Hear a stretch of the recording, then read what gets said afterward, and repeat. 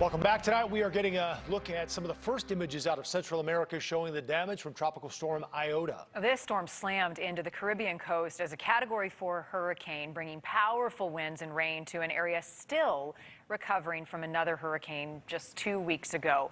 NewsNation's Ashley Ketz is in the newsroom with a look at the damage. Ashley.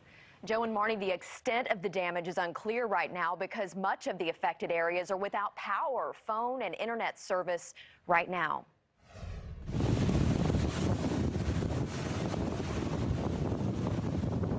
And if you listen, you can just hear the wind whipping around on the Colombian islands as Iota passed over. The waves were also seen crashing over a coastal road there. Officials have confirmed one person has died and at least 98% of the infrastructure on the islands has been damaged. And more footage from the Colombian islands reveals just how powerful the winds were. One man could barely stand as he tried to launch a weather balloon to analyze the hurricane. As soon as he let go of that balloon, the wind whisked it far away in just a few seconds.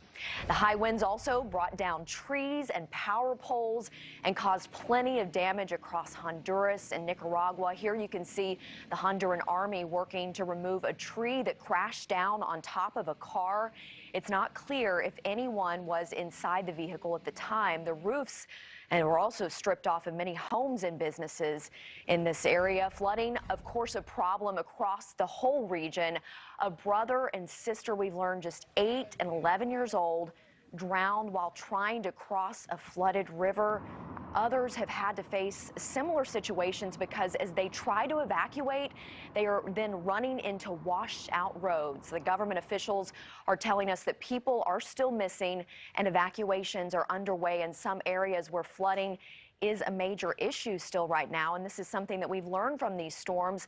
Chief Meteorologist Albert Ramon joins us. He's tracking the very latest. It's not always the wind, Albert, but the water. Yeah, even though this has been downgraded to a tropical storm, it is still a huge rainmaker. That's why that flash flood threat that could trigger additional rock slides and mudslides continues tonight into the first half of tomorrow. Now, the center of circulation pushing out of Honduras and moving into El Salvador right now. You can see all the clouds. That's all rainfall as this system continues to press off towards the west. You mentioned Eta just 2 weeks ago tonight making landfall. And at one point last night when it was offshore, Eta and Iota had the same latitude and longitude.